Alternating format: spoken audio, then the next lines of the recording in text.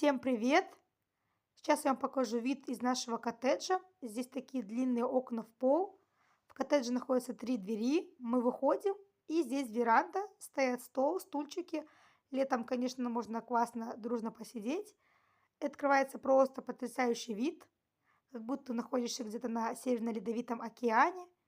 Но нет, это Бурабай, Discovery Боровое, так называется отель. Коттедж мы снимали на сутки, стоит 140 тысяч тенге.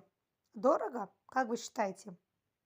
А еще здесь очень холодный ледяной ветер.